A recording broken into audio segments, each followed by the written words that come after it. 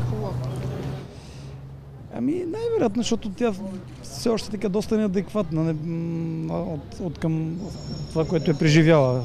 Искам да те попитам, как се преживява такъв кошмар? Ходи ли на психолог? Да ти Чете кажа ли книги? честно, четох много книги, не съм ходила на психолог, може би трябваше. Но някакси прецених, че ще се преборя сама. Аз съм силен човек и такива неща, не знам, книгите много помагат. Определено много помагат. На пазара има вече много неща. И човек, Какво чете? Четох такива чисто психологически книги. И наистина помогнаха. До някаква степен сама. Естествено имаше и много безсънни нощи. То няма как. Но вече... Има ли промяна в теб? Сигурно има. По-изнервена съм, може би. Не По-изнервена? Ма то от всичко, не е само от това нещо. Аз гледам, че хората... Страх ли те да ходиш вече сама по улицата? Не. За съжаление обаче има много хора, на които не се случва това, което ти си преживяла. Дори в домовете им, те не са известни и никой не знае за техните проблеми. Какво би казал на такъв тип жени? Какво може да се направи? Ако е за домашно насилие или за външно... Като цяло, когато си преживяла насилие, как се цяло, преживява това нещо? Ако е домашно насилие от мъжа ти, който ти сама си избрала, не знам, това е много неприятно и такива... Просто апелирам към тези жени, че не трябва да си цикват живота, за да търпят такива. А към онези хора, които просто ги пребиват на улицата, за да ги оберат, което се случва, предполагам, ежедневно. И това е много голям шок за тях. Какво би казал? Търсете си правата, не оставяйте делата да бъдат приключени. Не се страхувайте да си поискате правата, защото, както виждаме, не може да се разчита на една полиция, която не се знае от коя страна е на нещата, защото аз имаше един полицай, който така доста се беше взел с моя случай, след което той беше отстранен от случая. Много интересно защо и кой беше платил за тая работа. Нали, това всичко е... Това са страшни неща. Страшни неща са, така е. В цялата ни държава знаеш, че е така. Все още така се процедира.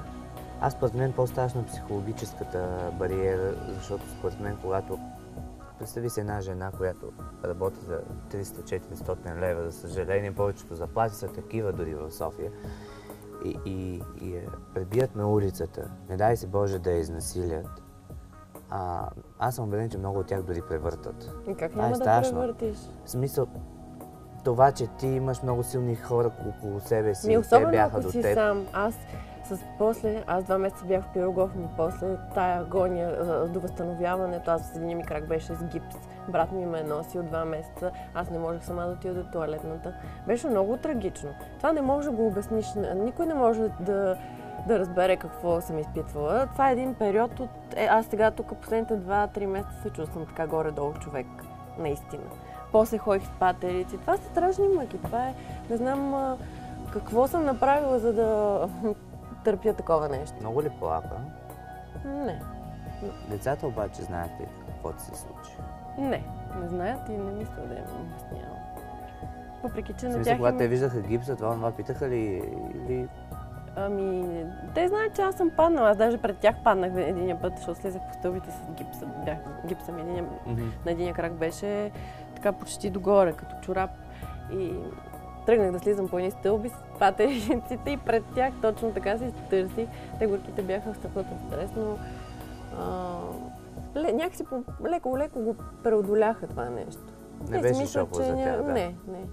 Даже сега наскоро им показвах, може би трябваше да ти ги донеса, да ги видиш какво са ми изкарали от краката. Едно такова нещо пластина, която ми държеше главната кост, плюс 5-6 пирона, няма да ти казвам какви пирони, като в дюбели. Все едно в дюбел за стена гледаш. Да. И така ги показах и на тях им беше много интересно, че това нещо е било в мен. Ще ги запазиш ли тези неща или ще ги свалиш? Да, ще ги спазя.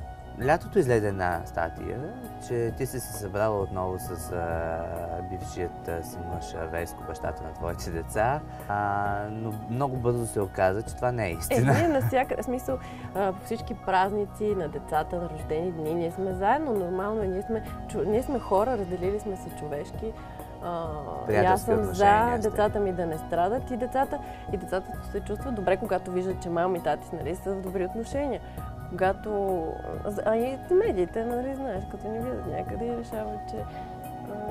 Добре, сега не мога да не те попитам, нова любов няма ли? Има. Има. Любов трябва да има към всичко. Този път обаче има любов, но никой не знае за нея. Много я криеш тази любов. Не, нищо не крия. Това е личен живот, не искам да знаеш, като стане достояние. Но е нов мъж, не сме те виждали до сега с него. Не искам да... Затова не искам да... Въобще да влизам. Но е нов мъж, не е някой от... някоя стара любов, която да е запалена. Нов мъж е. Нов мъж е. От колко време е това? Сега. Последно. Сигурно. Последно. От лятото. Важното е за колко време, не от колко. Искаш ли да се омъжиш? Ти не си била булка до сега. Да, искам. Искаш да си бял, голяма пишна сватба? Не знам, без значение. Голяма, малка, хубаво е една жена да мине през това. Пък дори да не е за цял живот. Това си е една хубава емоция.